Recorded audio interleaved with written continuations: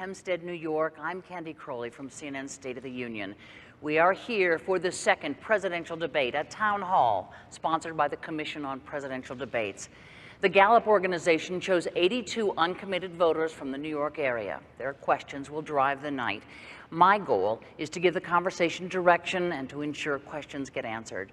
The questions are known to me and my team only. Neither the commission nor the candidates have seen them. I hope to get to as many questions as possible, and because I am the optimistic sort, I'm sure the candidates will oblige by keeping their answers concise and on point. Each candidate has as much as 2 minutes to respond to a common question, and there will be a 2-minute follow-up. The audience here in the hall has agreed to be polite and attentive, no cheering or booing or outbursts of any sort. We will set aside that agreement just this once to welcome President Barack Obama and Governor Mitt Romney.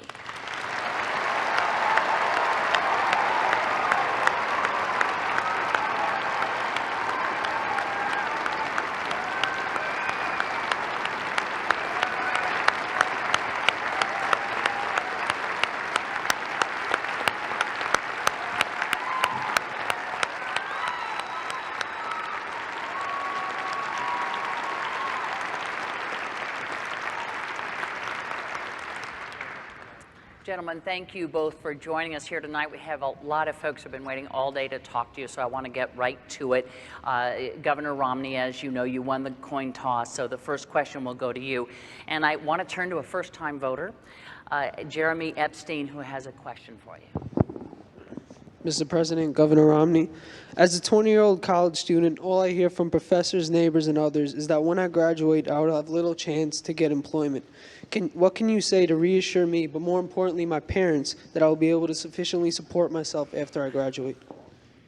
Thank you, Jeremy. I appreciate your question, and thank you for being here this evening, and to all of those from Nassau County here that have come, thank you for your time. Thank you to Hofstra University and to Candy Crowley for organizing and leading this event. Thank you, Mr. President, also for being part of this debate. Your question is one that's being asked by college kids all over this country. I was in Pennsylvania with someone who just graduated. This was in Philadelphia, and she said, I've got my degree, I can't find a job. I've got 3 part-time jobs. They're just barely enough to pay for my food and pay for an apartment. I can't begin to pay back my student loans. So what we have to do is 2 things. We have to make sure that we make it easier for kids to afford college, and also make sure that when they get out of college, there's a job. When I was governor of Massachusetts, to get a high school degree, you had to pass an exam. If you graduated in the top quarter of your class, we gave you a John and Abigail Adams scholarship, 4 years tuition free to the college of your choice in Massachusetts. It's a public institution. I want to make sure we keep our Pell Grant program growing. We're also going to have our loan program so that people are able to afford school. But the key thing is to make sure you can get a job when you get out of school.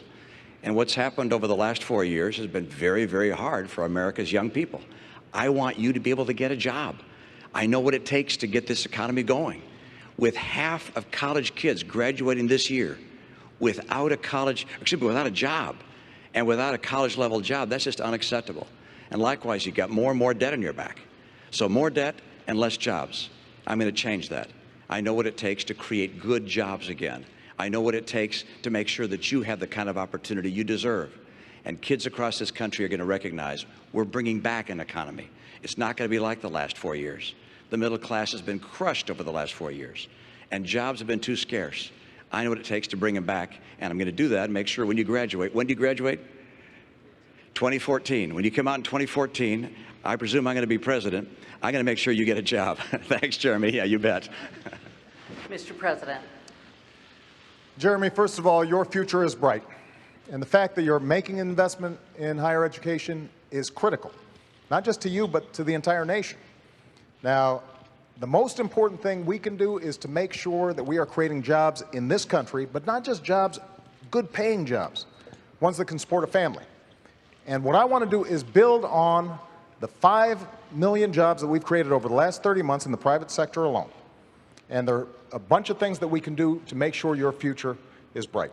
Number 1, I want to build manufacturing jobs in this country again. You know, when Governor Romney said we should let Detroit go bankrupt, I said we're going to bet on American workers and the American auto industry, and it's come surging back.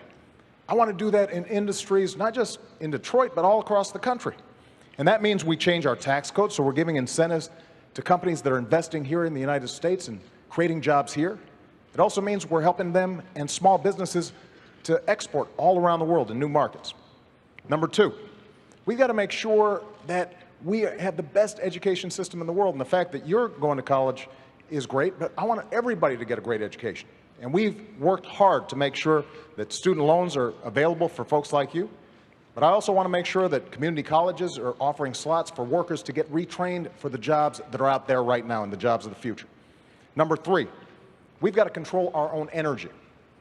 You know, not only oil and natural gas, which we've been investing in, but also we've got to make sure we're building the energy sources of the future. Not just thinking about next year, but 10 years from now, 20 years from now. That's why we invest in solar and wind and biofuels, energy efficient cars. We've got to reduce our deficit, but we've got to do it in a balanced way, asking the wealthy to pay a little bit more along with cuts so that we can invest in education like yours. And let's take the money that we've been spending on war over the last decade to rebuild America, roads, bridges, schools. We do those things, not only is your future going to be bright, but America's future is going to be bright as well. Let me ask you for a more immediate answer, beginning with Mr. Romney. Just quickly, what can you do? We're looking at a situation where 40% of the unemployed have been unemployed for 6 months or more. They don't have the 2 years that Jeremy has. What about those long-term unemployed who need a job right now? Well, what you're seeing in this country is 23 million people struggling to find a job. And a lot of them, as you say, Candy, have been out of work for a long, long, long time.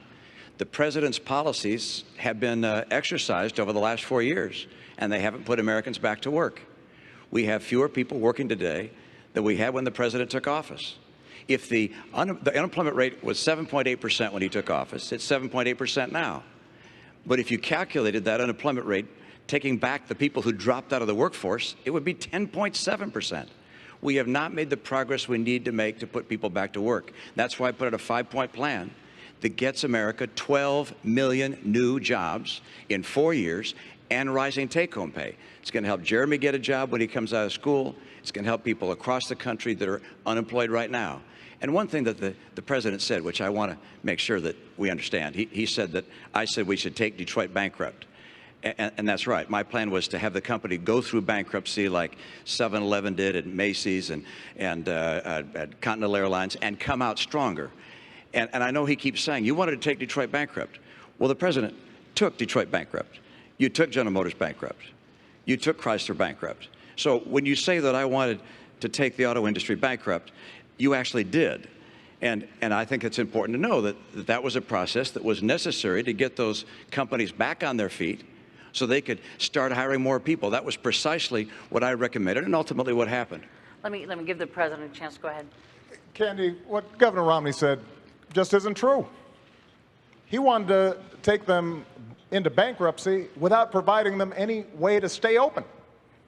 And we would have lost 1 million jobs. And that, don't take my word for it, take the executives at GM and Chrysler, some of whom were Republicans, may even support Governor Romney. But they'll tell you his prescription wasn't going to work. And Governor Romney says he's got a 5-point plan. Governor Romney doesn't have a 5-point plan, he has a 1-point plan. And that plan is to make sure that folks at the top play by a different set of rules.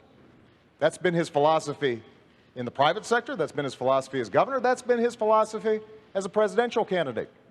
You can make a lot of money and pay lower tax rates than somebody who makes a lot less. You can ship jobs overseas and get tax breaks for it. You can invest in a company, bankrupt it, lay off the workers, strip away their pensions, and you still make money. That's exactly the philosophy that we've seen in place for the last decade. That's what's been squeezing middle-class families. And we have fought back for 4 years to get out of that mess. The last thing we need to do is to go back to the very same policies that got us there. Mr. President, the next question is going to be for you here. And Mr. Romney, Governor Romney, there'll be plenty of chances here to go on, but I want to, we have all these folks. I will let you absolutely. That Detroit answer and the rest of the answer way off the mark. Okay, you certainly will have lots of time here coming up. Because I want to move you on to something that sort of connected to cars here and go over, and we want to get a question from Philip Turcola.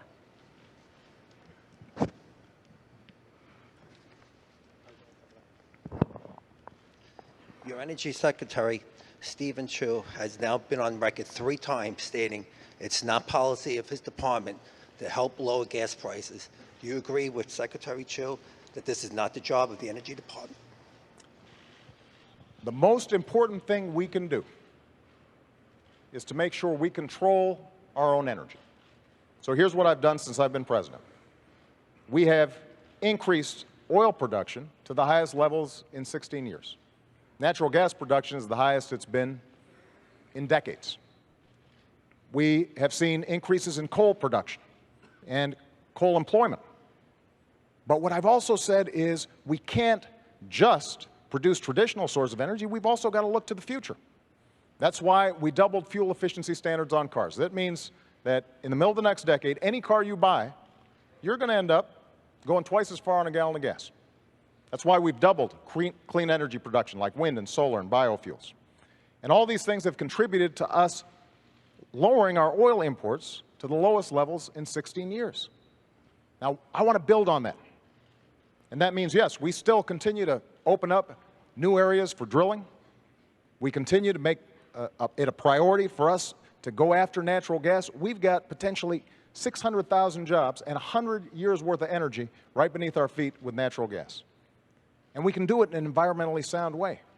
But we've also got to continue to figure out how we have efficient energy, because ultimately that's how we're going to reduce demand, and that's what's going to keep gas prices lower.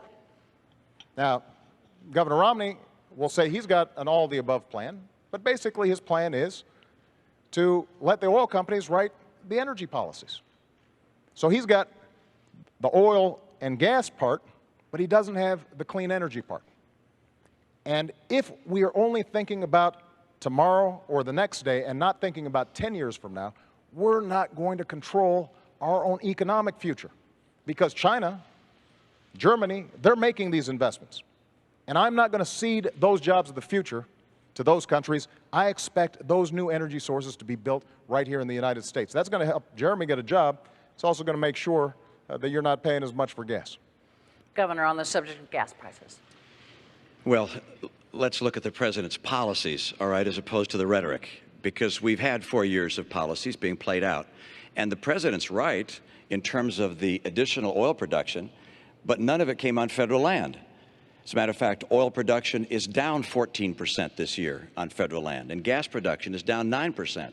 Why? Because the president cut in half the number of licenses and permits for drilling on federal lands and in federal waters. So where'd the increase come from? Well, a lot of it came from the Bakken Range in North Dakota. What was his participation there? The administration brought a criminal action against the people drilling up there for oil, this massive new resource we have.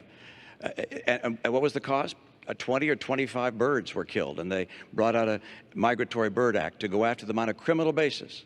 Look, I want to make sure we use our oil, our coal, our gas, our nuclear, our renewables. I believe very much in our renewable capabilities. Ethanol, wind, solar will be an important part of our energy mix.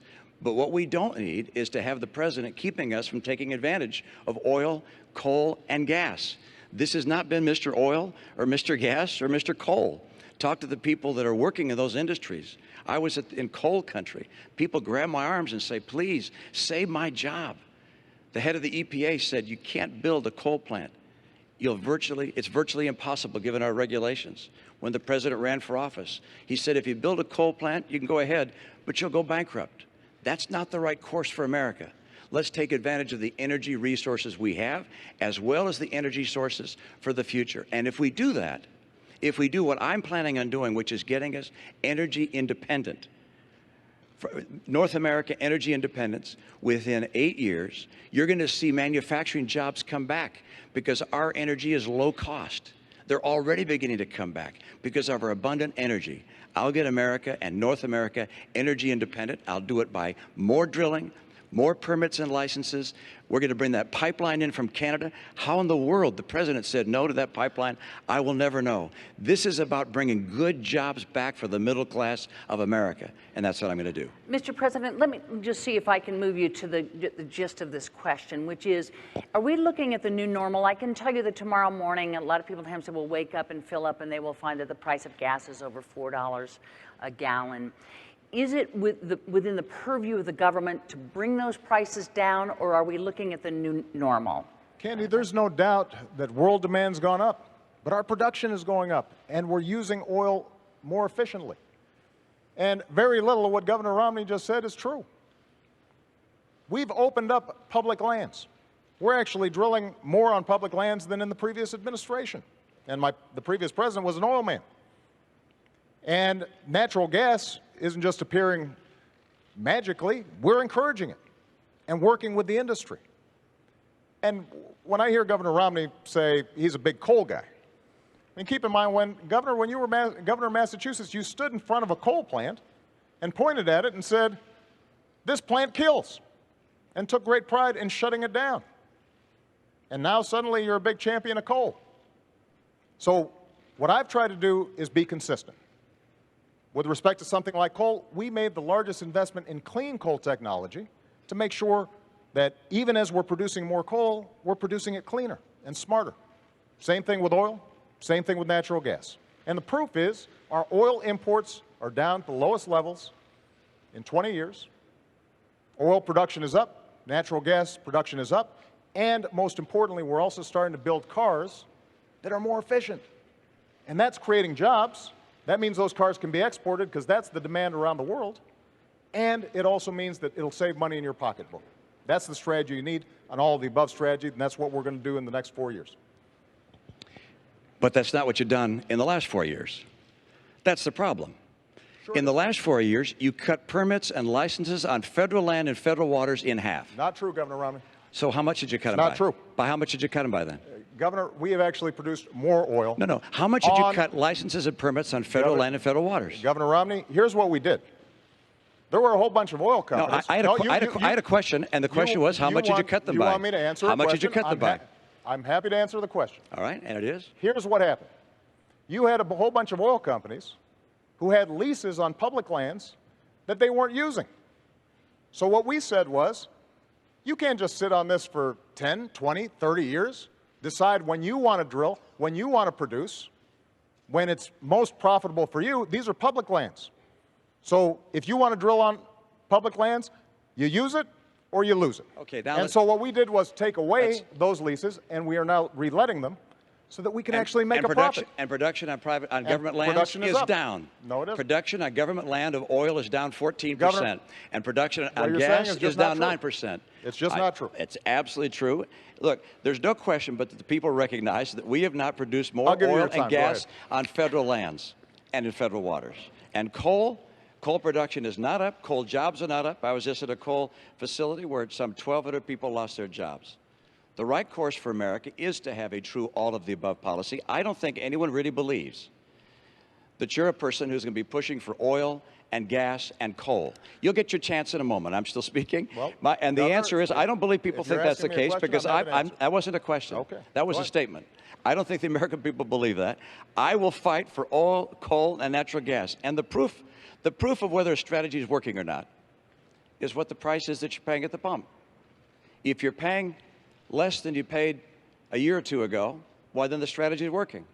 But you're paying more. When the president took office, the price of gasoline here in Nassau County was about $1.86 a gallon. Now it's $4 a gallon. Price of electricity is up. If the president's energy policies are working, you're going to see the cost of energy come down. I will fight to create more energy in this country to get America energy secure. And part of that is bringing in a pipeline of oil from Canada, taking advantage of the oil and coal we have here, drilling offshore in Alaska, drilling offshore in Virginia where the people want it. Those things will get us the energy we need. Mr. President, could you address, because we did finally get to gas prices here, could you address what the governor said, which is if your energy policy was working, the price of gasoline would not be $4 a gallon well, here. think about what the governor just said. He said, when I took office, the price of gasoline was $1.80, $1.86. Why is that? Because the economy was on the verge of collapse. Because we were about to go through the worst recession since the Great Depression, as a consequence of some of the same policies that Governor Romney is now promoting. So it's conceivable that Governor Romney could bring down gas prices, because with his policies, we might be back in that same mess. What I want to do is to create an economy that is strong, and at the same time produce energy. And with respect to this pipeline that Governor Romney keeps on talking about, we've built enough pipeline to wrap around the entire Earth once. So I'm all for pipelines, I'm all for oil production. What I'm not for is us ignoring the other half of the equation. So for example, on wind energy, when Governor Romney says these are imaginary jobs, when you've got thousands of people right now in Iowa, right now in Colorado, who are working, creating wind power with good paying manufacturing jobs. And the Republican senator in Iowa is all for it, providing tax credits to help this work. And Governor Romney says, I'm opposed. I'd get rid of it.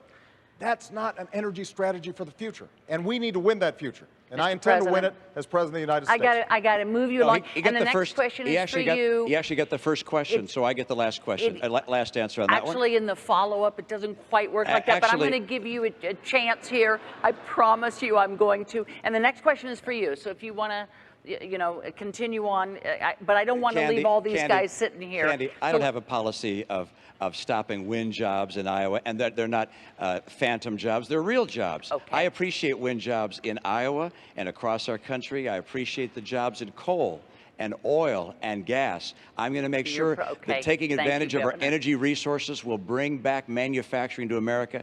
We're going to get through a very aggressive energy policy, 3.5 million more jobs in this country. It's critical to our future. Candy, it's We're going to move you along to taxes. I'm used to being interrupted. All right, we're going to move you both along to taxes over here, and all these folks that have been waiting. Governor, this question is for you. It comes from Mary Polano, sorry.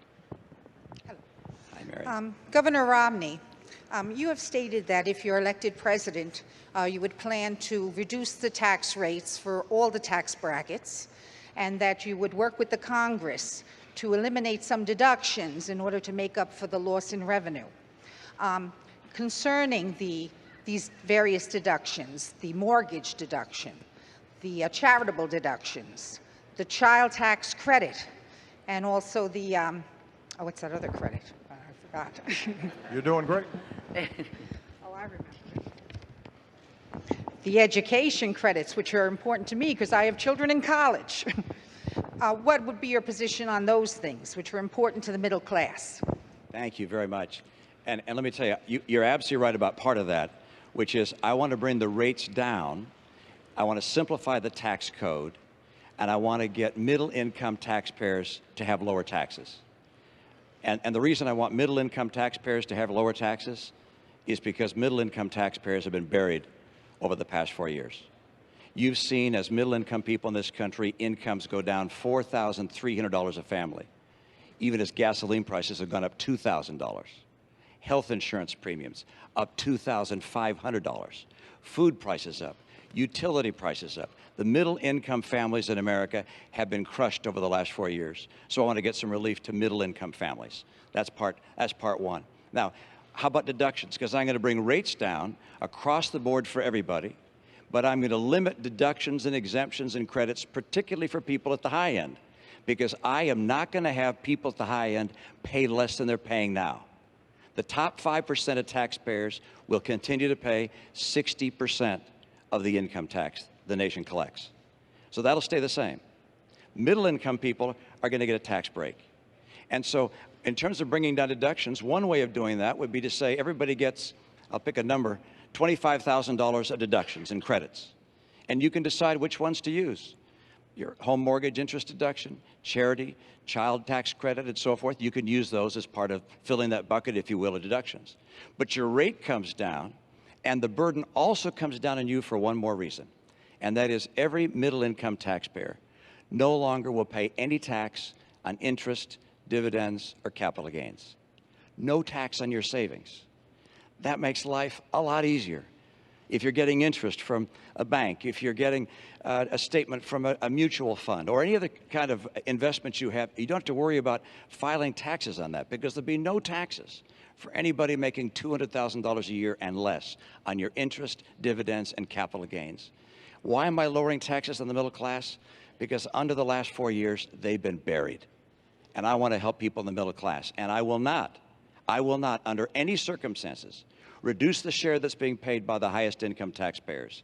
And I will not, under any circumstances, increase taxes on the middle class. The president's spending, the president's borrowing will cause this nation to have to raise taxes on the American people, not just at the high end. A recent study has shown the people in the middle class will see $4,000 a year higher taxes as a result of the spending and borrowing of this administration. I will not let that happen. I'll get us on track to a balanced budget, and I'm going to reduce the tax burden on middle-income families. And what's that going to do? It's going to help those families, and it's going to create incentives to start growing jobs again in this country. Thanks, Governor. Thank you. My philosophy on taxes has been simple, and that is I want to give middle-class families and folks who are striving to get in the middle class some relief, because they have been hit hard over the last decade, over the last 15, over the last 20 years. So 4 years ago, I stood on a stage just like this one. Actually, it was at a town hall, and I said I would cut taxes for middle-class families, and that's what I've done, by $3,600. I said I would cut taxes for small businesses, who are the drivers and engines of growth, and we've cut them 18 times. And I want to continue those tax cuts for middle-class families and for small businesses. But what I've also said is, if we're serious about reducing the deficit, if this is genuinely a moral obligation to the next generation, then in addition to some tough spending cuts, we've also got to make sure that the wealthy do a little bit more. So what I've said is, your first $250,000 worth of income, no change. And that means 98% of American families, 97% of small businesses, they will not see a tax increase. I'm ready to sign that bill right now. The only reason it's not happening is because Governor Romney's allies in Congress have held the 98% hostage because they want tax breaks for the top 2%. But what I've also said is, for above $250,000, we can go back to the tax rates we had when Bill Clinton was president. We created 23 million new jobs. That's part of what took us from deficits to surplus. It will be good for our economy, and it will be good for job creation. Now, Governor Romney has a different philosophy. He was on 60 Minutes just 2 weeks ago, and he was asked, is it fair for somebody like you making $20 million a year to pay a lower tax rate than a nurse or a bus driver, somebody making $50,000 a year? And he said, yes, I think that's fair. Not only that, he said, I think that's what grows the economy. Well, I fundamentally disagree with that. I think what grows the economy is when you get that tax credit that we put in place for your kids going to college. I think that grows the economy. I think what grows the economy is when we make sure small businesses are getting a tax credit for hiring veterans who fought for our country. That grows our economy. So we just have a different theory. And when Governor Romney stands here after a year of campaigning, when during a Republican primary he stood on stage and said, I'm going to give tax cuts. He didn't say tax rate cuts. He said tax cuts to everybody, including the top 1%. You should believe him, because that's been his history. And that's exactly the kind of top-down economics that is not going to work if we want a strong middle class and an economy that's thriving for everybody. Governor Romney, I'm sure you've got a reply there. You're absolutely right. You heard what I said about my tax plan. The top 5% will continue to pay 60% as they do today. I'm not looking to cut taxes for wealthy people. I am looking to cut taxes for middle-income people. And why do I want to bring rates down and at the same time lower exemptions and deductions, particularly for people at the high end? Because if you bring rates down, it makes it easier for small business to keep more of their capital and hire people. And for me, this is about jobs. I want to get America's economy going again. 54% of America's workers work in businesses that are taxed as individuals. So when you bring those rates down, those small businesses are able to keep more money and hire more people. For me, I look at what's happened in the last 4 years and say, this has been a disappointment. We can do better than this.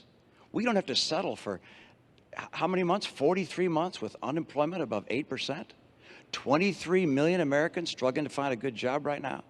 There are 3.5 million more women living in poverty today than when the president took office. We don't have to live like this. We can get this economy going again. My 5-point plan does it. Energy independence for North America in 5 years, opening up more trade, particularly in Latin America, cracking down on China when they cheat, getting us to a balanced budget, fixing our training programs for our workers, and finally, championing small business. I want to help small businesses grow and thrive. I know how to make that happen. I spent my life in the private sector. I know why jobs come and why they go. And they're going now because of the policies of this administration. Governor, let me ask the president something about what you just said. The governor says that he is not going to allow the top 5%, I believe is what he said, to have a tax cut, that it will all even out, that what he wants to do is give that tax cut to the middle class. Settled? No, it's not settled. Look, the cost of lowering rates for everybody across the board, 20%, along with what he also wants to do in terms of eliminating the estate tax, along with what he wants to do in terms of corporate changes in the tax code, it costs about $5 trillion. Governor Romney then also wants to spend $2 trillion on additional military programs, even though the military is not asking for them. That's $7 trillion. He also wants to continue the Bush tax cuts for the wealthiest Americans. That's another $1 trillion. That's $8 trillion. Now, what he says is he's going to make sure that this doesn't add to the deficit, and he's going to cut middle-class taxes. But when he's asked, how are you going to do it, which deductions, which loopholes are you going to close, he can't tell you. The fact that he only has to pay 14% on his taxes when a lot of you are paying much higher, you know, he's already taken that off the board. Capital gains are going to continue to be at a low rate, so we're not going to get money that way. We haven't heard from the governor any specifics beyond Big Bird and eliminating funding for Planned Parenthood in terms of how he pays for that. Now, Governor Romney was a very successful investor. If somebody came to you, Governor, with a plan that said, here, I want to spend $7 or $8 trillion, and we're going to pay for it, but we can't tell you until maybe after the election how we're going to do it, you wouldn't have taken such a sketchy deal. And neither should you, the American people, because the math doesn't add up. And what's at stake here is one of two things. Either, Candy, this blows up the deficit, because keep in mind, this is just to pay for the additional spending that he's talking about. $7, $8 trillion, that's before we even get to the deficit we already have. Or alternatively, it's got to be paid for not only by closing deductions for wealthy individuals, that'll pay for about 4% reduction in tax rates. You're going to be paying for it. You'll lose some deductions. And you can't buy this sales pitch. Nobody who's looked at it that's serious actually believes it adds up. Mr. President, let me get the governor in on this. And Governor, before we get into a vast array of who says what study says what, if it shouldn't add up, if somehow when you get in there isn't enough tax revenue coming in, if somehow the numbers don't add up, would you be willing to look again at a 20%? Well, of course they add up. I was someone who ran businesses for 25 years and balanced the budget. I ran the Olympics and balanced the budget. I ran the state of Massachusetts as a governor, to the extent any governor does, and balanced the budget all 4 years. When we're talking about math that doesn't add up, how about $4 trillion of deficits over the last 4 years? $5 trillion. That's math that doesn't add up. We have a president talking about someone's plan in a way that's completely foreign to what my real plan is. And then we have his own record, which is we have 4 consecutive years where he said when he was running for office he would cut the deficit in half. Instead, he's doubled it. We've gone from $10 trillion of national debt to $16 trillion of national debt. If the president were reelected, we go to almost $20 trillion of national debt. This puts us on a road to Greece.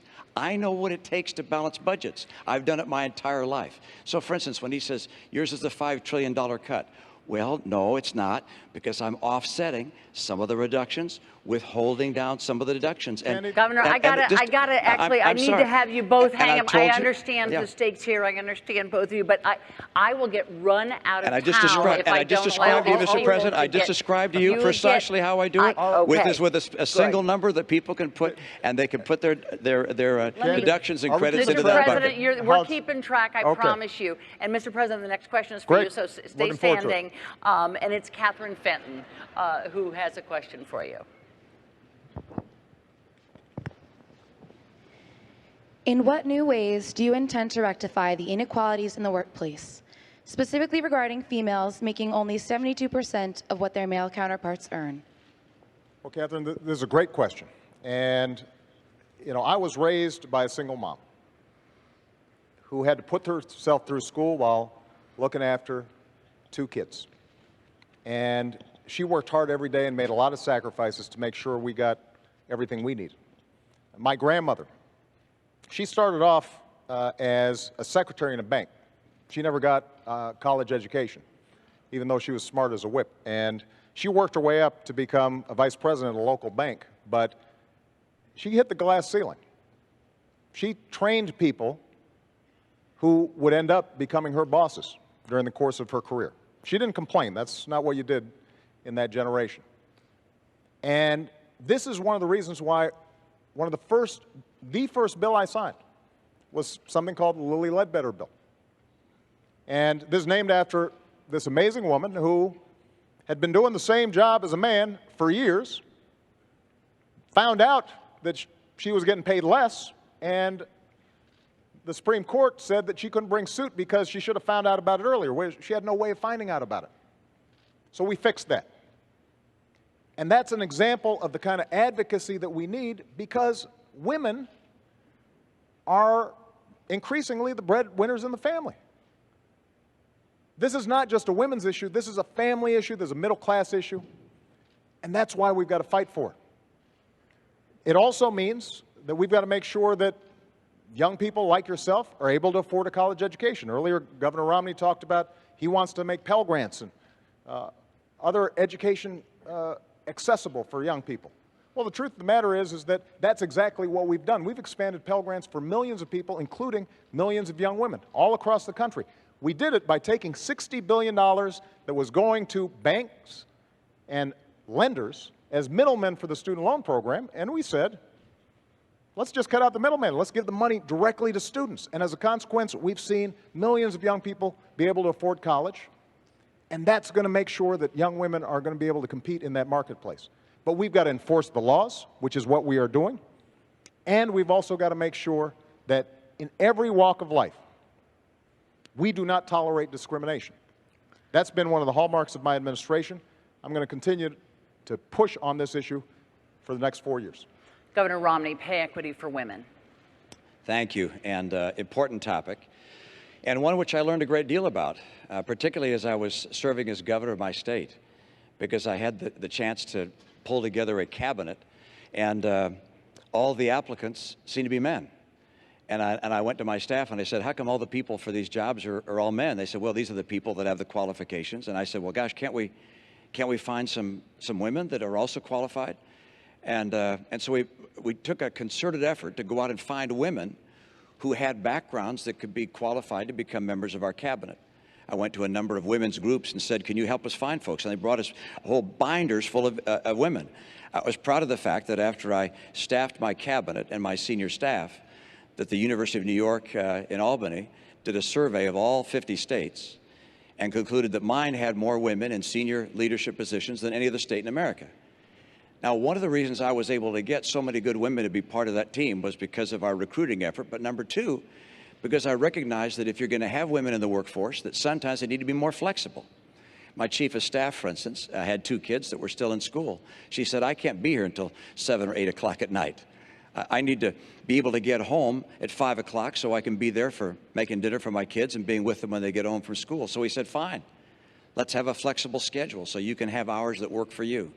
We're going to have employers in the new economy, in the economy I'm going to bring to play, that are going to be so anxious to get good workers, they're going to be anxious to hire women. In the last 4 years, women have lost 580,000 jobs. That's the net of what's happened in the last 4 years. We're still down 580,000 jobs. I mentioned 3.5 million women more now in poverty than 4 years ago.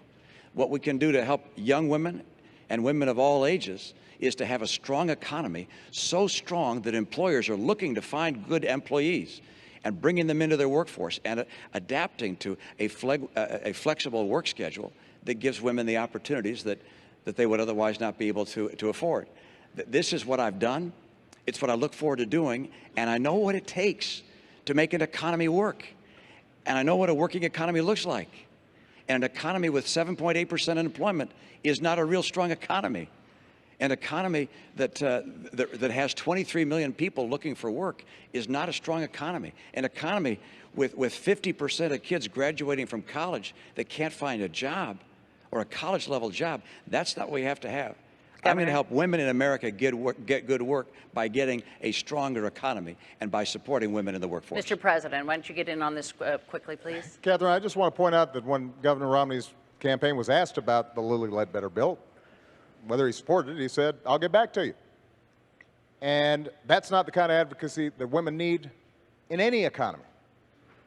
Now, there's some other issues that have a bearing on how women succeed in the workplace. For example, their health care. Now, a major difference in this campaign is that Governor Romney feels comfortable having politicians in Washington decide the health care choices that women are making. I think that's a mistake. In my health care bill, I said insurance companies need to provide contraceptive coverage to everybody who's insured, because this is not just a health issue, it's an economic issue for women. It makes a difference. This is money out of that family's pocket. Governor Romney not only opposed it, he suggested that, in fact, employers should be able to make the decision as to whether or not a woman gets contraception through her insurance coverage. That's not the kind of advocacy that women need. When Governor Romney says that we should eliminate funding for Planned Parenthood, there are millions of women all across the country who rely on Planned Parenthood for not just contraceptive care, they rely on it for mammograms, for cervical cancer screenings. That's a pocketbook issue for women and families all across the country. And it makes a difference in terms of how well and effectively women are able to work. When we talk about child care and the credits that we're providing, that makes a difference in terms of whether they can go out there and earn a living for their family. These are not just women's issues. These are family issues. These are economic issues. And one of the things that makes us grow as an economy is when everybody participates and women are getting the same fair deal as men are. And I've got two daughters, and I want to make sure that they have the same opportunities that anybody's sons have. And that's part of what I'm fighting for as President of the United States. I want to move us along here to Susan Katz, who has a question, and Governor, it's for you. Governor Romney, I am an undecided voter because I'm disappointed with the lack of progress I've seen in the last 4 years. However, I do attribute much of America's economic and international problems to the failings and missteps of the Bush administration. Since both you and President Bush are Republicans, I fear a return to the policies of those years should you win this election. What is the biggest difference between you and George W. Bush, and how do you differentiate yourself from George W. Bush? Great. Thank you, and I appreciate that question. I just want to make sure that, I think I was supposed to get that last answer, but I want to point out that I don't believe. I don't think so, Candy. I don't believe. I want to make sure our timekeepers are working Okay. here. The timekeepers are all working, and let me tell you that the last part, it's for the two of you to talk to one another, and it isn't quite as ordered as you think. But go ahead and use this 2 minutes any way you'd like to. The question is on the floor. I just note that I don't believe that bureaucrats in Washington should tell someone whether they can use contraceptives or not. And I don't believe employers should tell someone whether they could have contraceptive care or not. Every woman in America should have access to contraceptives. And the president's statement of my policy is completely and totally wrong. Governor, let me that's not come true. back and answer your question. President Bush and I are different people, and these are different times. And that's why my 5-point plan is so different than what he would have done. I mean, for instance, we can now, by virtue of new technology, actually get all the energy we need in North America without having to go to the Arabs or the Venezuelans or anyone else. That wasn't true in his time. That's why my policy starts with a very robust policy to get all that energy in North America and become energy secure. Number 2, trade. I'll crack down on China. President Bush didn't. I'm also going to dramatically expand trade in Latin America. It's been growing about 12% per year over a long period of time. I want to add more free trade agreements so we have more trade. Number 3, I'm going to get us to a balanced budget. President Bush didn't. President Obama was right. He said that that was outrageous to have deficits as high as $500 billion under the Bush years. He was right. But then he put in place deficits twice that size for every one of his 4 years. And his forecast for the next 4 years is more deficits, almost that large. So that's the next area I'm different than President Bush. And then let's take the last one, championing small business. Our party has been focused on big business too long. I came through small business. I understand how hard it is to start a small business. That's why everything I'll do is designed to help small businesses grow and add jobs. I want to keep their taxes down on small business. I want regulators to see their job as encouraging small enterprise, not crushing it. And the thing I find most troubling about Obamacare, well, it's a long list, but one of the things I find most troubling is that when you go out and talk to small businesses and ask them what they think about it, they tell you it keeps them from hiring more people. My priority is jobs. I know how to make that happen. And President Bush had a very different path for a very different time. My path is designed in getting small businesses to grow and hire people. Thanks, Governor. Mr. President. Well, first of all, I think it's important to tell you that we did come in during some tough times. We were losing 800,000 jobs a month when I started. But we have been digging our way out of policies that were misplaced and focused on the top doing very well and middle-class folks not doing well. Now, we've seen 31 consecutive months of job growth, 5.2 million new jobs created. And the plans that I talked about will create even more. But when Governor Romney says that he has a very different economic plan, the centerpiece of his economic plan are tax cuts. That's what took us from surplus to deficit.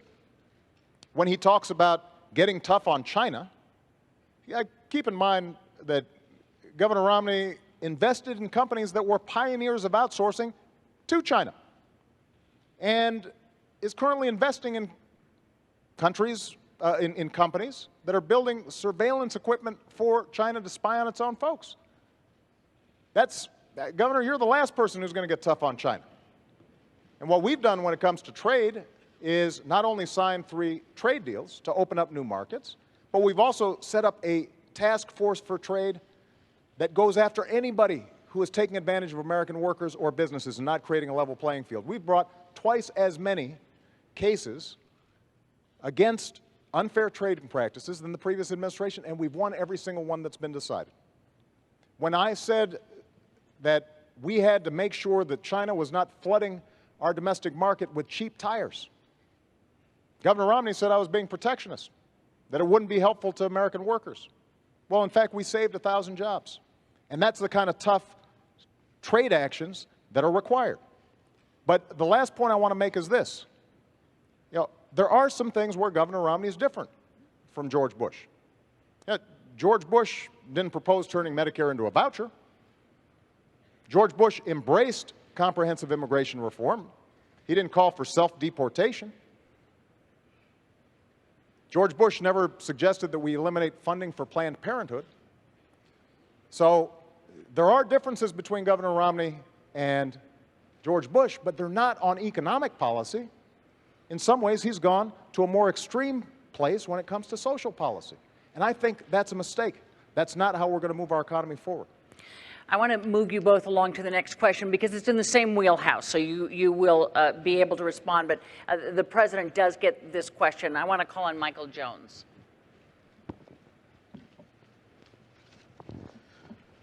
Mr. President, I voted for you in 2008. What have you done or accomplished to earn my vote in 2012? I'm not that optimistic as I was in 2012. Most things I need for everyday living are very expensive. Well, we've gone through a tough 4 years. There's no doubt about it. But 4 years ago, I told the American people, and I told you, I would cut taxes for middle-class families. And I did. I told you I'd cut taxes for small businesses, and I have. I said that I'd end the war in Iraq, and I did. I said we'd refocus attention on those who actually attacked us on 9/11. And we have gone after al-Qaeda's leadership like never before, and Osama bin Laden is dead.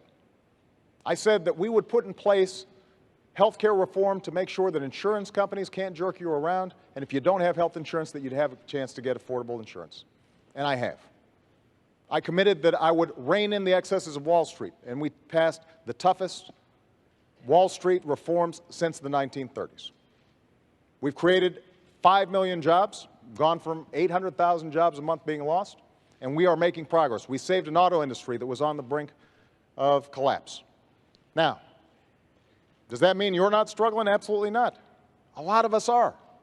And that's why the plan that I've put forward for manufacturing and education and reducing our deficit in a sensible way, using the savings from ending wars to rebuild America and putting people back to work, making sure that we are controlling our own energy, but not just the energy of today, but also the energy of the future. All those things will make a difference. So the point is, the commitments I've made, I've kept.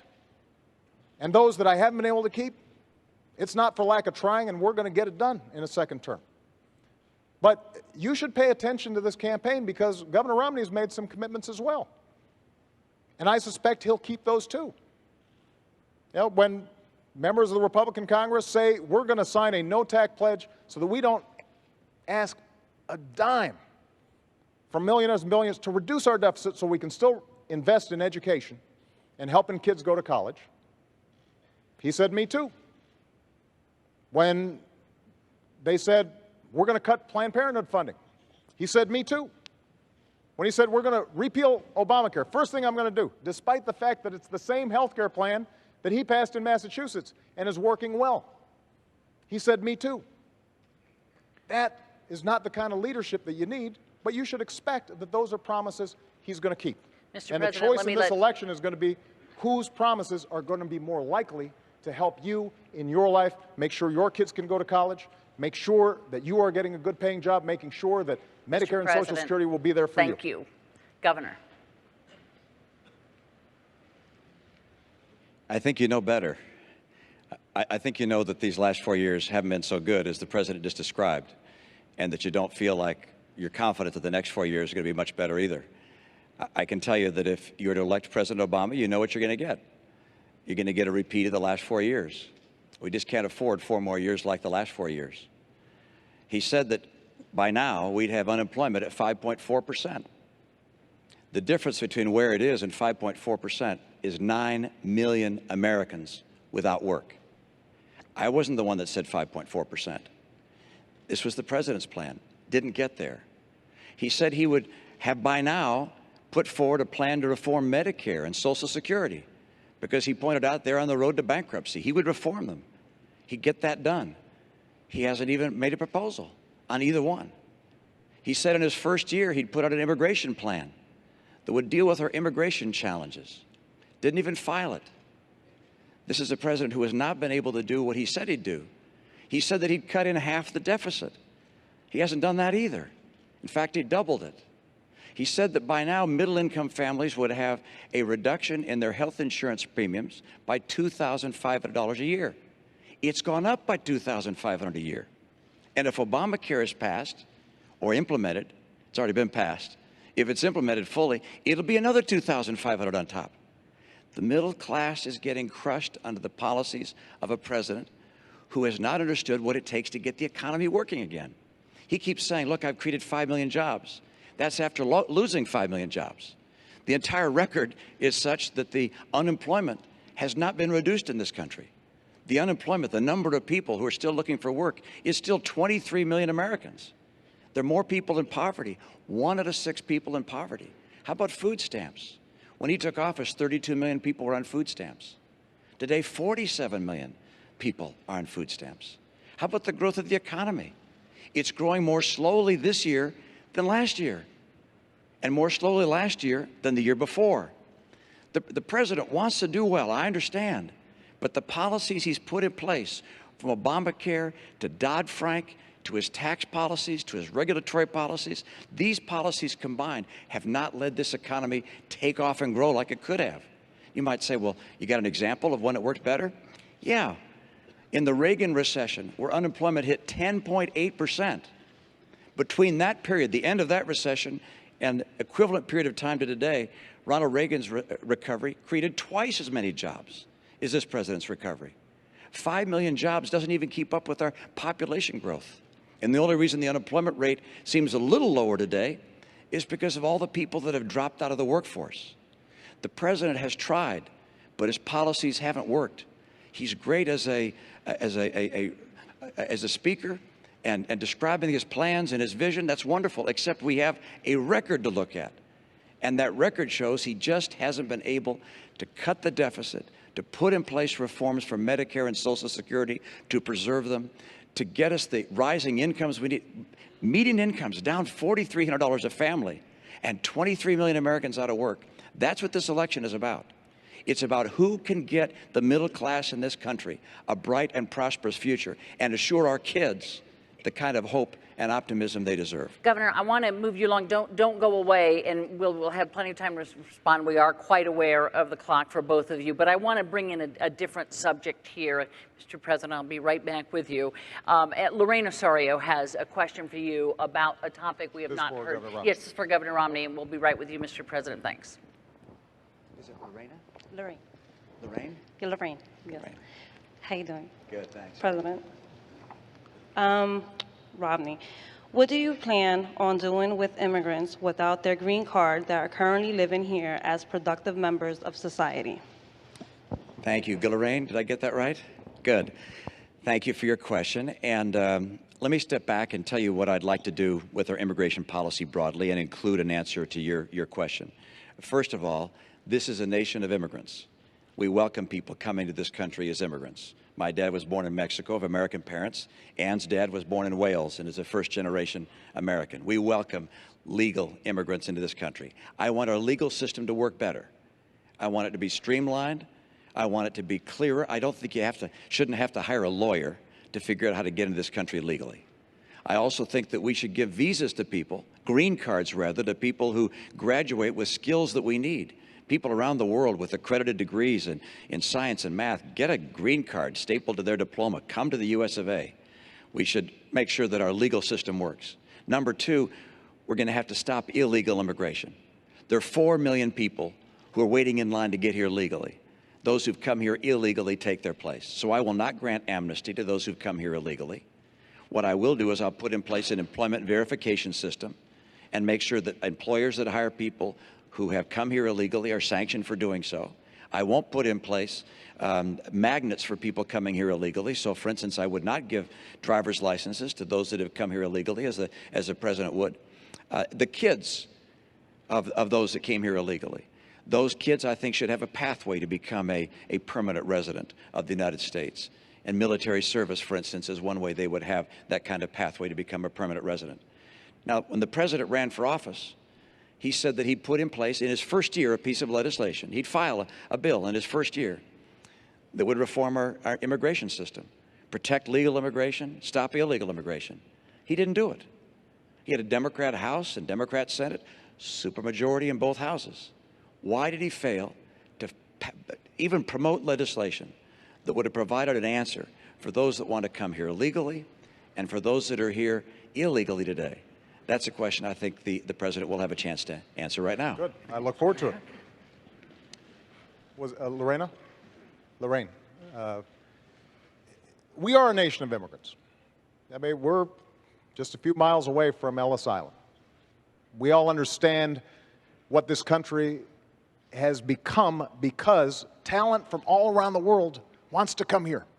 People who are willing to take risks. People who want to build on their dreams and make sure their kids have even bigger dreams than they have. But we're also a nation of laws. So what I've said is we need to fix a broken immigration system, and I've done everything that I can on my own and sought cooperation from Congress to make sure that we fix this system. First thing we did was to streamline the legal immigration system, to reduce the backlog, make it easier, simpler, and cheaper for people who are waiting in line, obeying the law to make sure that they can come here and contribute to our country. And that's good for our economic growth. They'll start new businesses. They'll make things happen that create jobs here in the United States. Number two, we do have to deal with our border. So we put more Border Patrol on than any time in history, and the flow of undocumented workers across the border is actually lower than it's been in 40 years. What I've also said is, if we're going to go after folks who are here illegally, we should do it smartly and go after folks who are criminals, gangbangers, people who are hurting the community, not after students, not after folks who are here just because they're trying to figure out how to feed their families. And that's what we've done.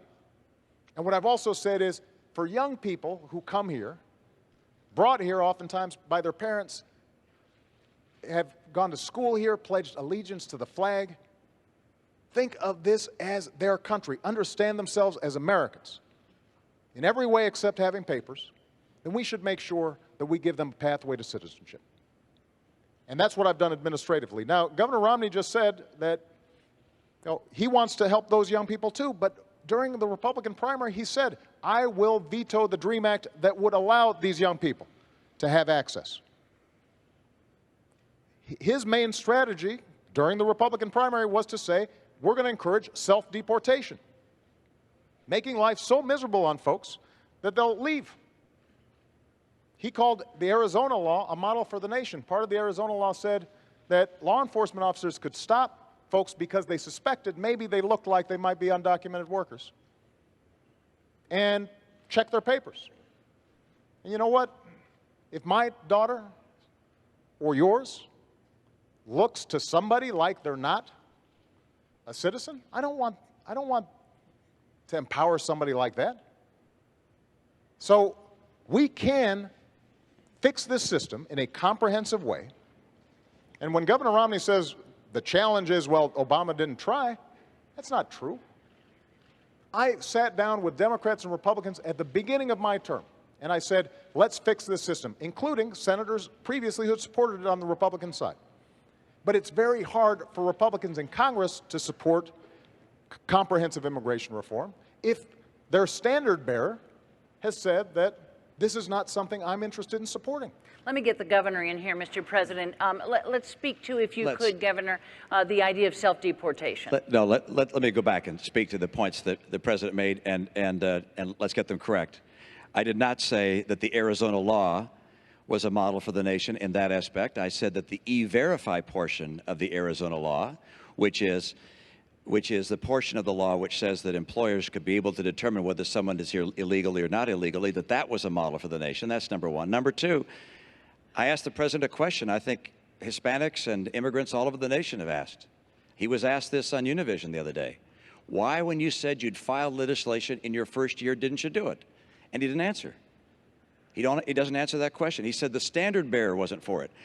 I'm glad you thought I was a standard bearer 4 years ago, but I wasn't. 4 years ago, you said in your first year you would file legislation. In his first year, I was licking my wounds from having been beaten by John McCain. All right, I was not the standard bearer.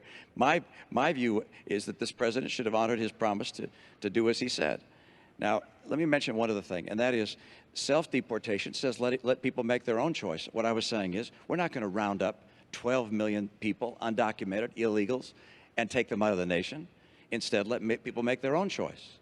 And if they find that they can't get the benefits here that they want, and they can't find the job they want, then they'll make a decision to go a place where they have better opportunities. But I'm not in favor of rounding up people and taking them out of this country. I am in favor, as the president has said, and I agree with him, which is that if people have committed crimes, we got to get them out of this country. Let me mention something else the President said. It was a moment ago, and I didn't get a chance to when he was describing Chinese investments and so forth. Candy, hold on a second. Mr. President, I'm still speaking. I'm sorry. Mr. President, why don't you let me finish? I'm going to Go ahead continue. and finish, I'm going to Governor continue. Romney. Governor Romney, if you could make it short. See all these people? They've been waiting for you. Could you Just make going to it make a short? point. Any investments I have over the last 8 years have been managed by a blind trust. And I understand they do include investments outside the United States, including in Chinese companies. Mr. President, have you looked at your pension? Have you looked at your pension? I've got to say. Mr. President, have you looked at your pension? You know, I don't look at my pension. It's not as big as yours, so it doesn't take as long. Let me give you some. Let me give you some advice. I don't check it that often. Let me give you some advice. Look at your pension. You also have investments in Chinese companies. You also have investments outside the United States. You also have investments through a Cayman's trust. And we're sort of way off topic so, Mr. here, President, Governor Romney. We're a little off topic. Completely off the immigration. I thought we were talking about immigration. And we were. I came back to what you spoke about I do before. want to make sure. If I could have you sit down, Governor Romney, thank you. I do want to make sure that we just understand something. Governor Romney says he wasn't referring to Arizona as a model for the nation. His top advisor on immigration is the guy who designed the Arizona law, the entirety of it, not E-Verify, the whole thing. That's his policy, and it's a bad policy, and it won't help us grow. Look, when we think about immigration, we have to understand there are folks all around the world who still see America as the land of promise. And they provide us energy, and they provide us innovation, and they start companies like Intel and Google, and we want to encourage that. Now, we've got to make sure that we do it in a smart way, in a comprehensive way, and we make the legal system better. But when we make this into a divisive political issue, and when we don't have bipartisan support, I can deliver, Governor, a whole bunch of Democrats to get comprehensive immigration reform done, and I'll get it done. I'll get it done. First year. We have not seen Mr. President, Republicans let me move you on serious here, about please. this issue at all. Mr. And it's President, time for them to get serious on it. This don't used to go be a away, bipartisan though. issue. Right. Don't go away because I'm here. I want you to talk to Carrie Lotka, who wants to switch a topic for us. Okay. Hi, Karen. Good evening, Mr. President. I'm sorry, what's your name? It's Carrie Latka. Great to see you. This question actually comes from a brain trust of my friends at Global Telecom Supply in Mineola yesterday. We were sitting around talking about Libya, and we were reading and became aware of reports that the State Department refused extra security for our embassy in Benghazi, Libya, prior to the attacks that killed 4 Americans. Who was it that denied enhanced security, and why? Well, let me first of all talk about our diplomats, because they serve all around the world and do an incredible job in a very dangerous situation. And these aren't just representatives of the United States, they're my representatives. I send them there, oftentimes into harm's way. I know these folks, and I know their families. So nobody's more concerned about their safety and security than I am. So as soon as we found out that the Benghazi consulate was being overrun, I was on the phone with my national security team, and I gave them 3 instructions. Number 1, beef up our security and procedures, not just in Libya, but in every embassy and consulate in the region. Number 2, investigate exactly what happened, regardless of where the facts lead us, to make sure that folks are held accountable and it doesn't happen again. And number 3, we are going to find out who did this, and we're going to hunt them down. Because one of the things that I've said throughout my presidency is when folks mess with Americans, we go after them. Now, Governor Romney had a very different response. While we were still dealing with our diplomats being threatened, Governor Romney put out a press release trying to make political points. And that's not how a commander-in-chief operates. You don't turn national security into a political issue. Certainly not right when it's happening. And not everybody agrees with some of the decisions I've made. But when it comes to our national security, I mean what I say. I said I'd end the war in Libya, in Iraq, and I did. I said that we'd go after al-Qaeda and bin Laden. We have. I said we'd transition out of Afghanistan and start making sure that Afghans are responsible for their own security. That's what I'm doing. And when it comes to this issue, when I say that we are going to find out exactly what happened, everybody will be held accountable, and I am ultimately responsible for what's taking place there because these are my folks, and I'm the one who has to greet those coffins when they come home. You know that I mean what I say. Mr. President, I got to move us along. Governor?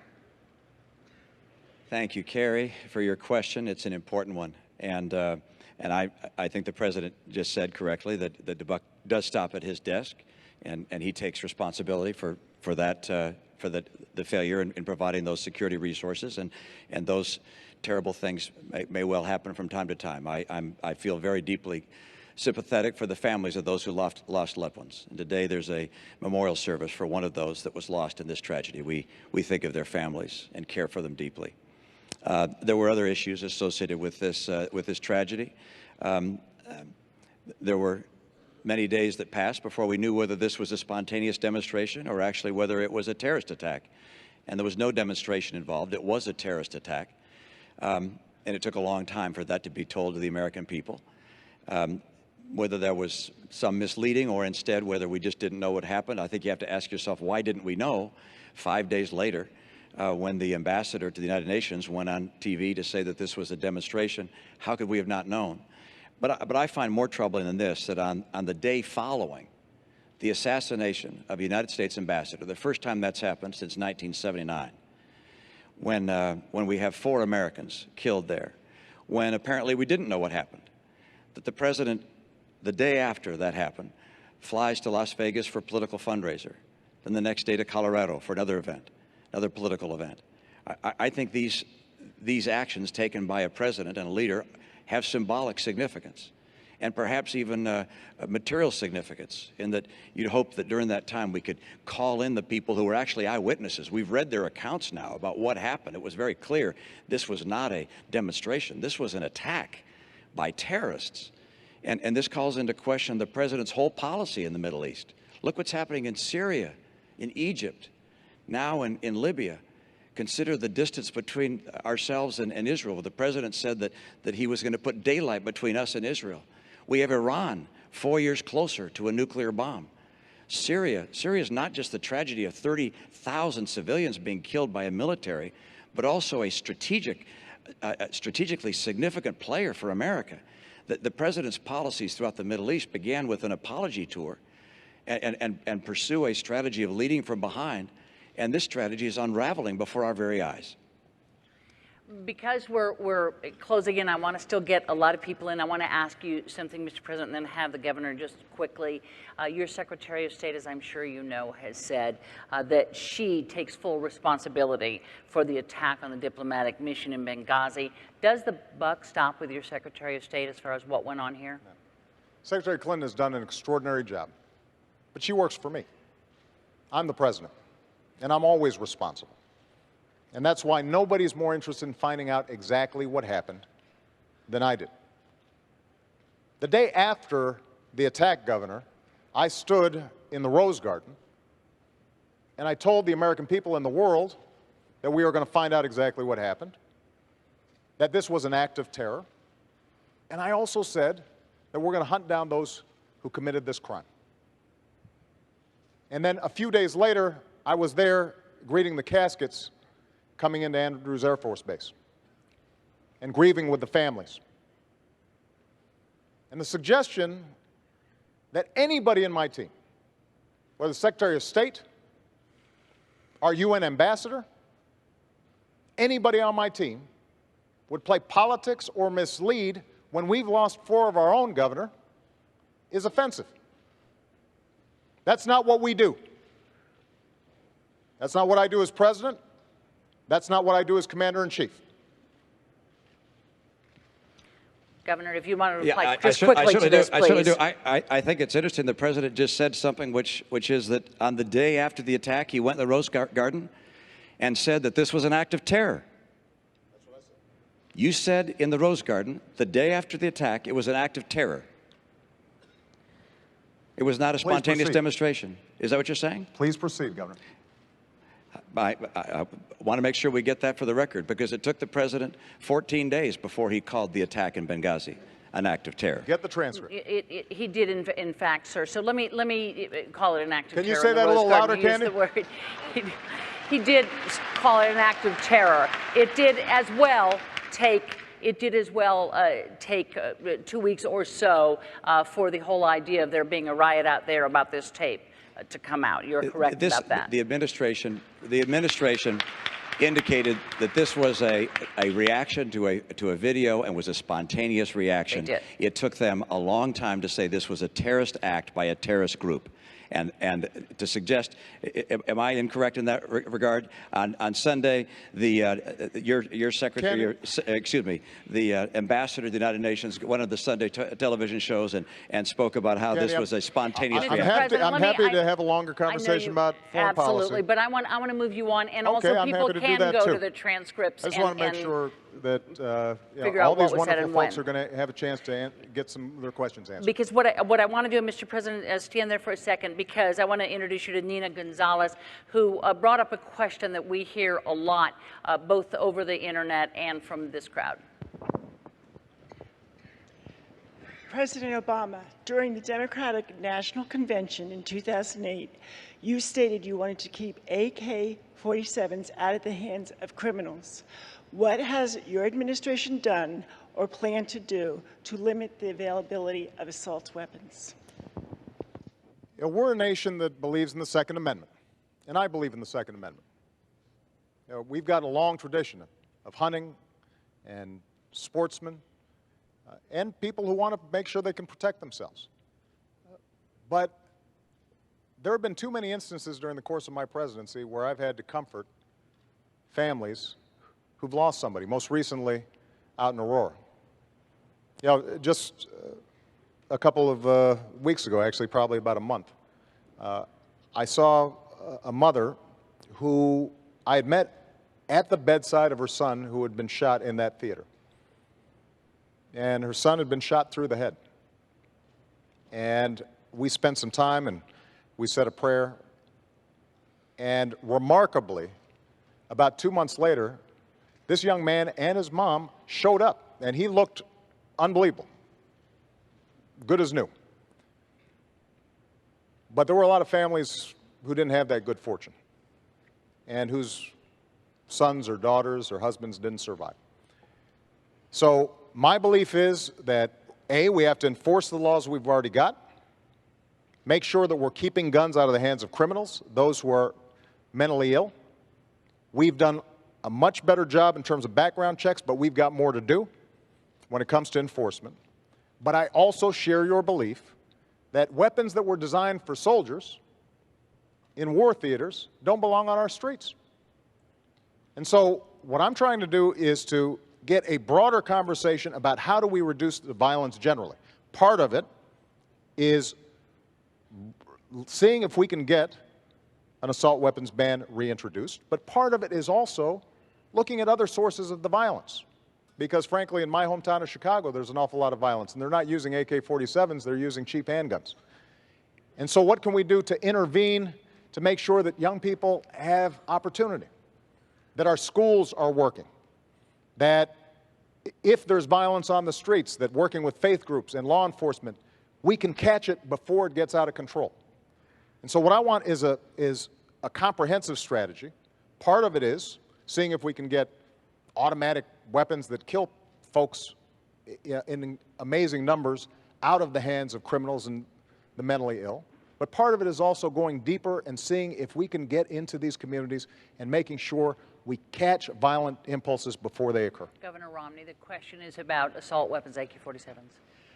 Yeah, I'm not in favor of new pieces of legislation on guns and taking guns away or making certain guns illegal. We, of course, don't want to have automatic weapons, and that's already illegal in this country to have automatic weapons. What I believe is we have to do, as the President mentioned towards the end of his remarks there, which is to make enormous efforts to enforce the gun laws that we have and to change the culture of violence we have.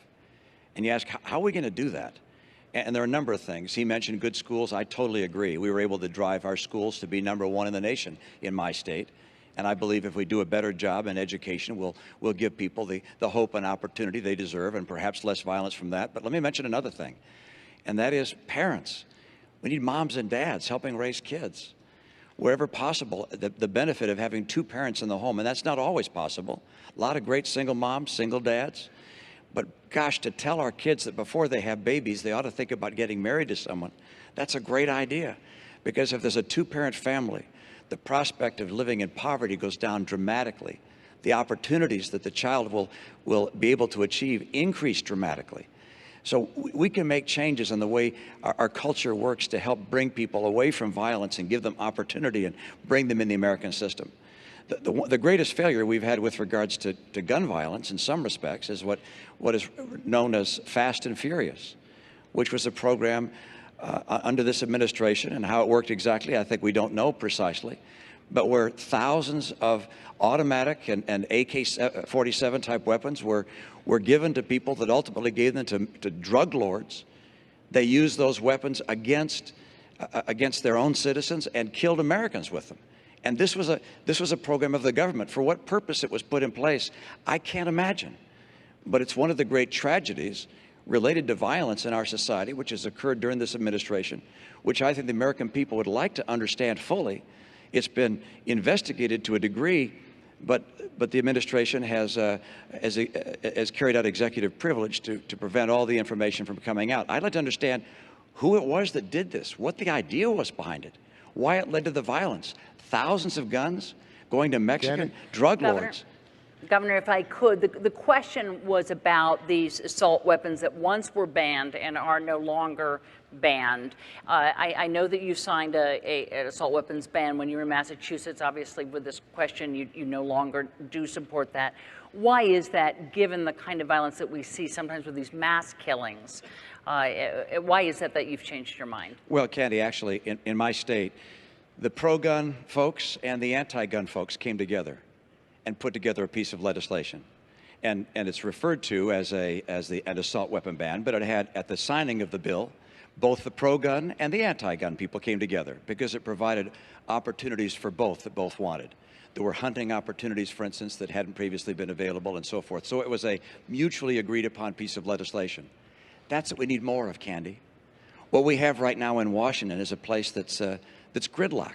So if you could get people to agree to it, you'd be for it. We haven't had the leadership in Washington to work on a bipartisan basis. I was able to do that in my state and bring these two together. Quickly, Mr. President.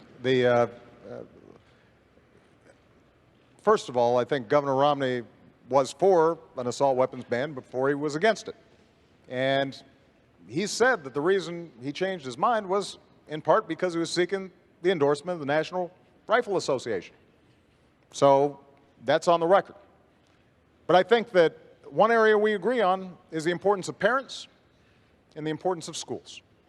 Because I do believe that if our young people have opportunity, then they're less likely to engage in these kinds of violent acts. We're not going to eliminate everybody who is mentally disturbed, and we've got to make sure that they don't get weapons, but we can make a difference in terms of ensuring that every young person in America, regardless of where they come from, what they look like, have a chance to succeed.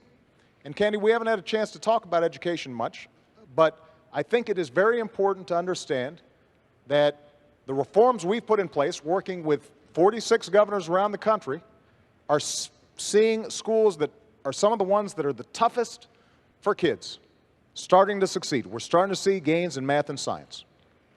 When it comes to community colleges, we are setting up programs, including with Nassau Community College, to retrain workers, including young people who may have dropped out of school but now are getting another chance, training them for the jobs that exist right now.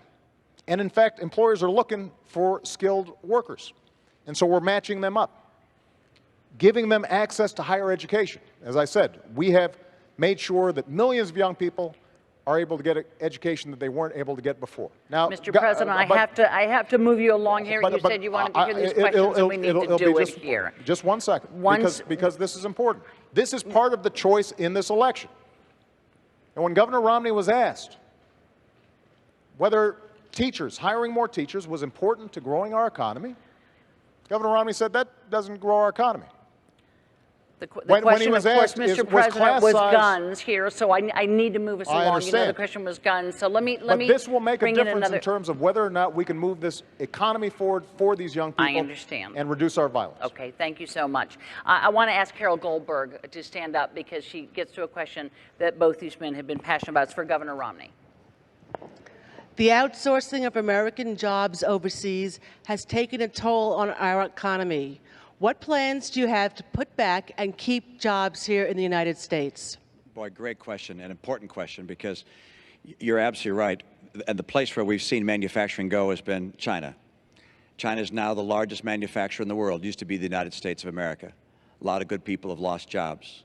500,000 manufacturing jobs have been lost in the last 4 years. That's total over the last 4 years. One of the reasons for that is that people think it's more attractive in some cases to go offshore than to stay here.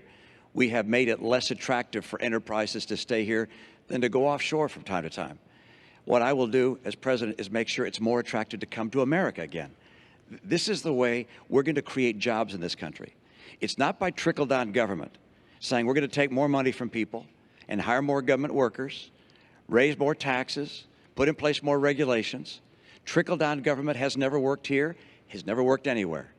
I want to make America the most attractive place in the world for entrepreneurs, for small business, for big business, to invest and grow in America. Now, we're going to have to make sure that as we trade with other nations, that they play by the rules, and China hasn't. One of the reasons, or one of the ways they don't play by the rules, is artificially holding down the value of their currency. Because if they put their currency down low, that means their prices on their goods are low. And that makes them advantageous in the marketplace. We lose sales, and manufacturers here in the U.S. making the same products can't compete. China has been a currency manipulator for years and years and years. And the president has a regular opportunity to label them as a currency manipulator, but refuses to do so. On day one, I will label China a currency manipulator, which will allow me as president to be able to put in place, if necessary, tariffs where I believe that they are taking unfair advantage of our manufacturers. So we're going to make sure that people we trade with around the world play by the rules. But let me not just stop there. Don't forget, what's key to bringing back jobs here is not just finding someone else to punish. And I'm going to be strict with people who we trade with to make sure they follow the law and play by the rules.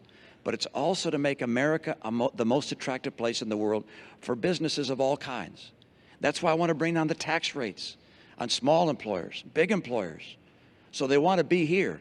Canada's tax rate on companies is now 15%. Ours is 35%. So if you're starting a business, where would you rather start it? We have to be competitive if we're going to create more jobs here. Regulations have quadrupled. The rate of regulations quadrupled under this president. I talk to small businesses across the country. They say, we feel like we're under attack from our own government. I want to make sure that regulators see their job as encouraging small business, not crushing it. And there's no question but that Obamacare has been an extraordinary deterrent to enterprises of all kinds hiring people. My priority is making sure that we get more people hired. If we have more people hired, if we get back manufacturing jobs, if we get back all kinds of jobs into this country, then you're going to see rising incomes again. The reason incomes are down is because unemployment is so high. I know what it takes to get this to happen, and my plan will do that, and one part of it is to make sure that we keep China playing by the rules. Mr. President, 2 minutes here because we are then going to go to our last question. Okay. We need to create jobs here. And both Governor Romney and I agree, actually, that we should lower our corporate tax rate. It's too high. But there's a difference in terms of how we would do it. I want to close loopholes that allow companies to deduct expenses when they move to China, that allow them to profit offshore and not have to get taxed, so they have tax advantages offshore. All those changes in our tax code would make a difference. Now, Governor Romney actually wants to expand those tax breaks. One of his big ideas when it comes to corporate tax reform would be to say, if you invest overseas, you make profits overseas, you don't have to pay U.S. taxes. But of course, if you're a small business or a mom and pop business or a big business starting up here, you've got to pay even the reduced rate that Governor Romney's talking about. And it's estimated that that will create 800,000 new jobs. Problem is, they'll be in China or India or Germany. That's not the way we're going to create jobs here. The way we're going to create jobs here is not just to change our tax code, but also to double our exports. And we are on pace to double our exports. One of the commitments I made when I was president, that's creating tens of thousands of jobs all across the country. That's why we've kept on pushing trade deals, but trade deals that make sure that American workers and American businesses are getting a good deal. Now, Governor Romney talked about China, as I already indicated. In the private sector, Governor Romney's company invested in what were called pioneers of outsourcing. That's not my phrase. That's what reporters called it. And as far as currency manipulation, the currency's actually gone up 11% since I've been president because we have pushed them hard. And we've put unprecedented trade pressure on China. That's why exports have significantly increased under my presidency. That's going to help to create jobs here. Mr. President, we have a really short time for a quick discussion here. iPad, the Macs, the iPhones, they are all manufactured in China. One of the major reasons is labor is so much cheaper here. How do you convince a great American company to bring that manufacturing back here? The answer is very straightforward. We can compete with anyone in the world as long as the playing field is level. China's been cheating over the years. One, by holding down the value of their currency. Number two, by stealing our intellectual property, our designs, our patents, our technology. There's even an Apple store in China that's a counterfeit Apple store, selling counterfeit goods. They hack into our computers. We will have to have people play on a fair basis. That's number one. Number two, we have to make America the most attractive place for entrepreneurs, for people who want to expand a business. That's what brings jobs in. The president's characterization of my tax plan is completely false. Let me tell you. Let me go to the president here because we really are running out of time. And the question is, can we ever get, we can't get wages like that. It can't be sustained here. Candy, there's some jobs that are not going to come back because they're low-wage, low-skill jobs. I want high-wage, high-skill jobs. That's why we have to emphasize manufacturing. That's why we have to invest in advanced manufacturing. That's why we've got to make sure that we've got the best science and research in the world. And when we talk about deficits, if we're adding to our deficit for tax cuts for folks who don't need them, and we're cutting investments in research and science that will create the next Apple, create the next new innovation that will sell products around the world, we will lose that race. If we're not training engineers to make sure that they are equipped here in this country, then companies won't come here.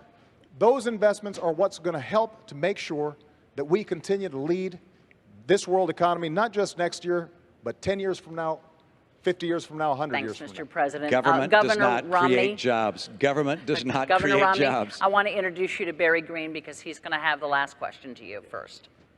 Barry? Oh, there's Barry. Hi, Barry. Hi, Governor. I think this is a tough question.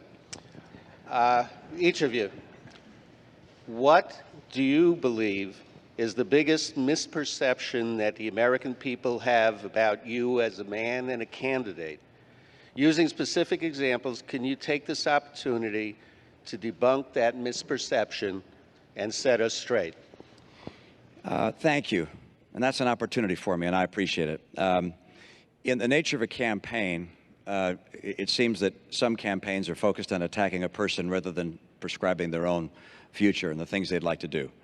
In the course of that, I think the president's campaign has tried to characterize me as someone who's very different than who I am. I care about 100% of the American people. I want 100% of the American people to have a bright and prosperous future. I care about our kids. I understand what it takes to make a bright and prosperous future for America again. I spent my life in the private sector, not in government. I'm a guy who wants to help with the experience I have, the American people. My passion probably flows from the fact that I believe in God, and I believe we're all children of the same God. I believe we have a responsibility to care for one another. I served as a missionary for my church. I served as a pastor in my congregation for about 10 years. I've sat across the table from people who were out of work and worked with them to try and find new work or to help them through tough times. I went to the Olympics when they were in trouble to try and get them on track. And as governor of my state, I was able to get 100% of my people insured, all my kids, about 98% of the adults. Was able also to get our schools ranked #1 in the nation, so 100% of our kids that have a bright opportunity for a future.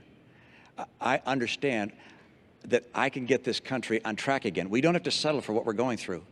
We don't have to settle for gasoline at $4. We don't have to settle for unemployment at a chronically high level. We don't have to settle for 47 million people on food stamps. We don't have to settle for 50% of kids coming out of college not able to get work. We don't have to settle for 23 million people struggling to find a good job. If I become president, I'll get America working again. I will get us on track to a balanced budget. The president hasn't. I will. I'll make sure we can reform Medicare and Social Security to preserve them for coming generations. The president said he would. He didn't. Governor. I'll get our incomes up. And by the way, I've done these things. I served as governor and showed I could get them done. Mr. President, last 2 minutes belong to you. Barry, I think a lot of this campaign, maybe over the last 4 years, has been devoted to this notion that I think government creates jobs, that somehow is the answer. That's not what I believe. I believe that the free enterprise system is the greatest engine of prosperity the world's ever known. I believe in self-reliance and individual initiative and risk takers being rewarded. But I also believe that everybody should have a fair shot, and everybody should do their fair share, and everybody should play by the same rules, because that's how our economy has grown. That's how we built the world's greatest middle class. And that is part of what's at stake in this election. There's a fundamentally different vision about how we move our country forward. I believe Governor Romney is a good man, loves his family, cares about his faith. But I also believe that when he said behind closed doors that 47% of the country consider themselves victims who refuse personal responsibility, think about who he was talking about. Folks on Social Security who've worked all their lives, veterans who've sacrificed for this country, students who are out there trying to hopefully advance their own dreams, but also this country's dreams. Soldiers who are overseas fighting for us right now. People who are working hard every day, paying payroll tax, gas taxes, but don't make enough income. And I want to fight for them. That's what I've been doing for the last 4 years, because if they succeed, I believe the country succeeds. And when my grandfather fought in World War II and he came back and he got a GI Bill and that allowed him to go to college, that wasn't a handout. That was something that advanced the entire country. And I want to make sure that the next generation has those same opportunities. That's why I'm asking for your vote, and that's why I'm asking for another 4 years. President Obama, Governor Romney, thank you for being here tonight. On that note, we have come to an end of this town hall debate. Our thanks to the participants for their time and to the people of Hofstra University for their hospitality. The next and final debate takes place Monday night at Lynn University in Boca Raton, Florida. Don't forget to watch. Election Day is 3 weeks from today. Don't forget to vote. Good night.